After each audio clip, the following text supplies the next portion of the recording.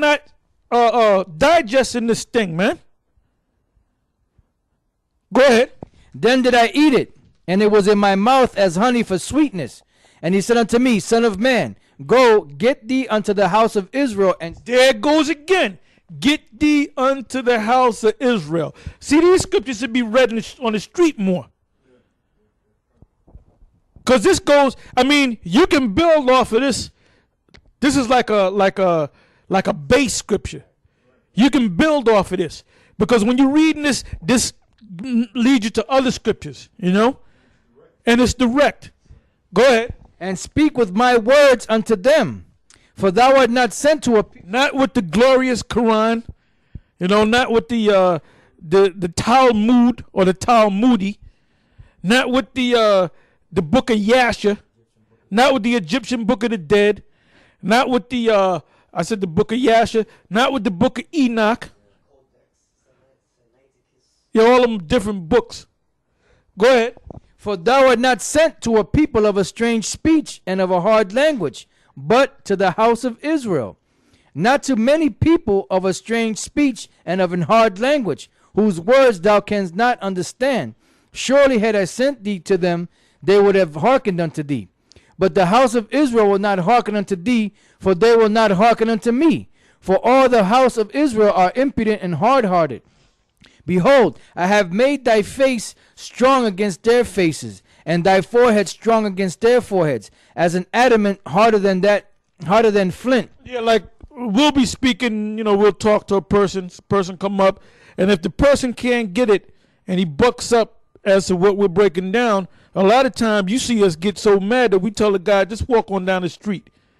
Or a couple times you see us ready to take our garments off and go to fisticuffs, man. Because the Most High put that spirit on us hard as, because we can be, if you come up decent, you know, and in order, and you sincere about learning the truth, we'll teach you the truth with a smile on our face. But if we know that you ain't right, you're gonna see the look of our face change. Go ahead. As an adamant harder than flint have I made thy forehead. Fear them not, neither be dismayed at their looks, though they be a rebellious house. Moreover, he said unto me, Son of man, all my words that I shall speak unto thee receive in thine heart, and hear with thine ears. Verse 11. And go get thee to them of the captivity, unto the children of thy people, and speak unto them, and tell them, Thus saith the Lord power, whether they will hear or whether they will forbear. Now let's go from there to the book of Revelation, the 10th chapter, the 8th verse to the 11th verse. Revelation, the 10th chapter, the 8th verse to the 11th verse, which is the last verse. I read that.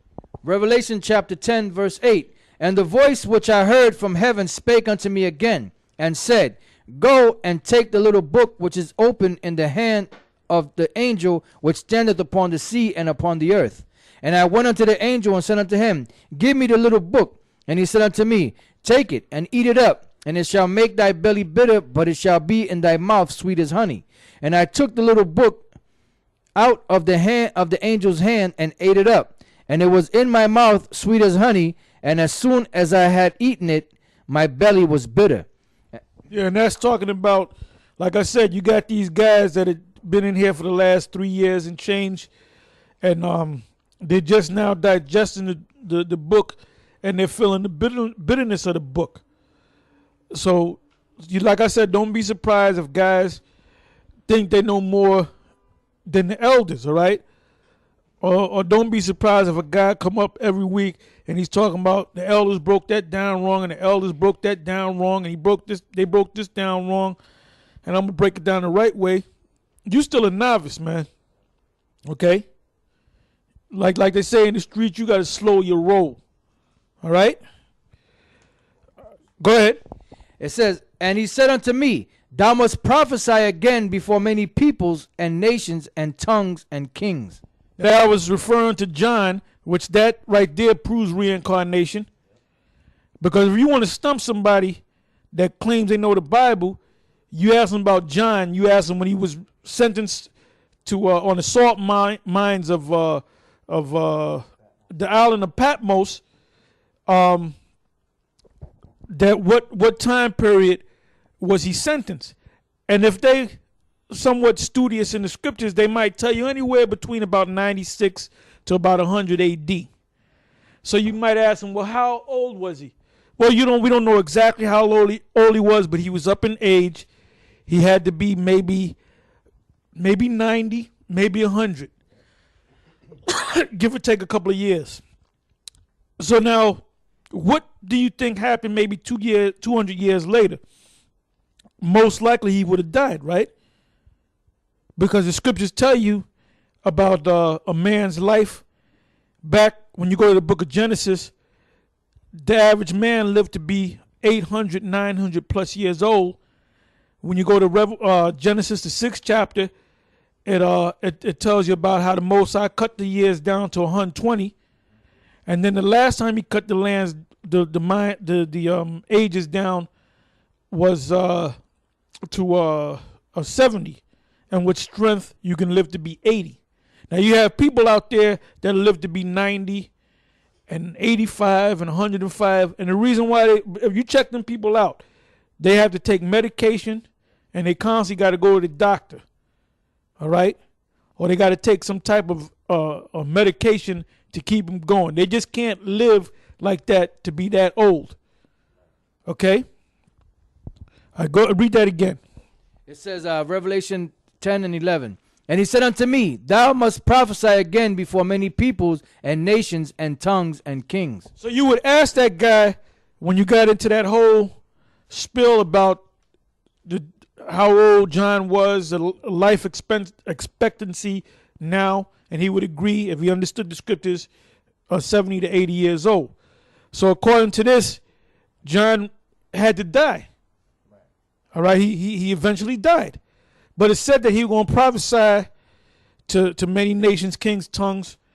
Once again, there's no record. You ask him, where's the record of him coming off the Isle of Patmos and speaking again at 100 plus years old? There's no record on that.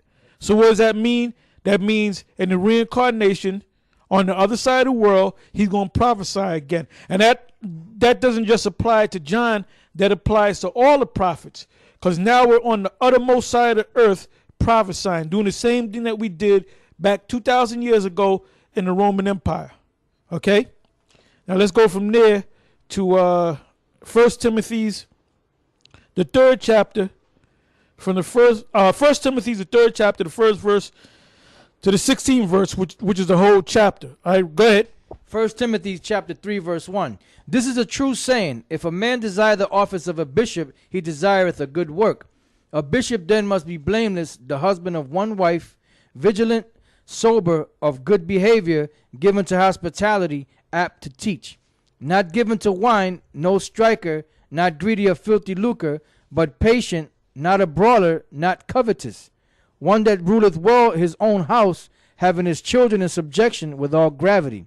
For if a man know not how to rule his own house, how shall he take care of the church of the Most High?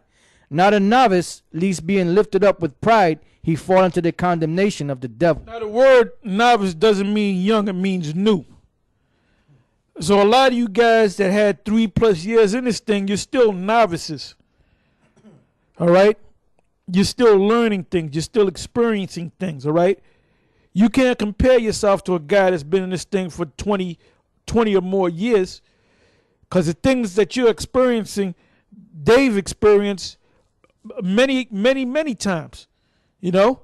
So you're still a novice in this thing. So the attitude you have to be in is to learn this truth, grow in this truth, and humble yourself and remain humble, all right? Because I'm going to give you a story about, not the Boston camp now, but the Boston camp back in the day, led by, what was his Saadia, and what was his second-hand man? Arum, and a Bundabar and them guys. All them guys fell off. They still might call themselves Israelites, and they still might keep in contact with each other, but they ain't out there on the highways and the byways. You don't see them on YouTube. Because you know what they did? They learned this truth. And then they got to a point where they thought they were over Ariyah, over Marshall, over every damn body. That they knew the scriptures more than us. Now the brother, what's the brother, the dark-skinned brother? He used to come down the short haircut, the brother that y'all go up there when y'all go up to Boston. I'm sorry, Adama. I forget his name. Please forgive me, Adama. I forgot your name. But anyway, he was part of that crew, and he used to tell us about him. And we said, look, we already know them guys. Them guys came up under us, man. In the beginning, they came in all humble. Then they thought they were better than they thought they were better than Marshall. They said fuck Ariyah, man. What's his name? Saad just said fuck Ariyah. All right, and he said it in the presence of Marshall, and that was after the split. And Marshall got mad at him, and Marshall said you better read the 3rd chapter. Now I ain't gonna go into the 3rd chapter now. All right, but anyway, you got guys that think they're too big for their britches, so to speak. All right? All right, go ahead. This is Ecclesiastes 1:16. I communed with mine own heart, saying, Lo, I am come to great estate, and have gotten more wisdom than all they that have been before me in Jerusalem. Yea, my heart had great experience of wisdom and knowledge. That's right. That's right, and that's self-explanatory. Now we finished that. Oh, no, I'm sorry. We still in 1 Timothy, the 3rd chapter, right? Name the verse that you in. Go ahead. 1 Timothy chapter 3, verse 6. It says, Not a novice, least being lifted up with pride, he fall into the condemnation of the devil. Moreover, he must have a good report of them which are without, lest he fall into reproach and the snare of the devil. Likewise must the deacons be grave, not double-tongued, not given to much wine, not greedy of filthy lucre, holding the mystery of the faith in a pure conscience. What? Holding the mystery of the faith in a pure conscience. The mysteries is these breakdowns. Knowing how to break down Daniel, knowing how to break down the Revelation, the book of Revelation, knowing how to break down these scriptures. Read that again. Holding the mystery of the faith in a pure conscience. Holding the mystery of the faith in a pure conscience. Go ahead. And least there also, and let these also first be proved. Then let them use the office of a deacon, being found blameless. Even so must their wives be grave, not slanderers, sober, faithful in all things. Let the deacons be the husband of one wife, ruling their children and their own houses well. For they that have used the office of a deacon well purchase to themselves a good degree, and great boldness in the faith which is in Yahushua Mashiach. These things write I unto thee, hoping to come unto thee shortly. But if I tarry long, that thou mayest know how thou oughtest to behave thyself in the house of the Most High, which is the church of the living power, the pillar and ground of the truth. And without controversy, great is the mystery of godliness. The Most High was manifest in the flesh, justified in the spirit, seen of angels, preached unto the Gentiles. Now right there, preach unto the Gentiles is talking about Israelite foreigners. Go ahead. Believed on in the world, received up into glory. Now let's go from there to the book of Philip, the 3rd chapter and the 2nd verse. And then we're going to jump to the 14th verse and read down to the 21st verse. So Philip, the 3rd chapter, verse 2. We might read a couple of verses down in there, just that verse, but then jump to the 14th verse. All right, go ahead. Philippians chapter 3, verse 2. Beware of dogs, beware of evil workers, beware of the concision. For we are the circumcision which worship the Most High in the Spirit and rejoice in Yahushua and have no confidence in the flesh. Right. Beware of the concision. All right. The concision, if you look the word up, it means to divide, to cut up. All right. All right. Now jump down to the 14th verse. Verse 14. I press toward the mark for the prize of the high calling of the Most High in Yahushua Mashiach. Let us therefore as many as... Oh, how do you press toward the mark? By doing the work. Go ahead. It says, let us therefore as many as be perfect be thus minded. And if anything be otherwise minded, the Most High shall reveal this unto you. Nevertheless, whereto we have already attained, let us walk by the same rule. Let us mind the same thing. Brethren, be followers together of me.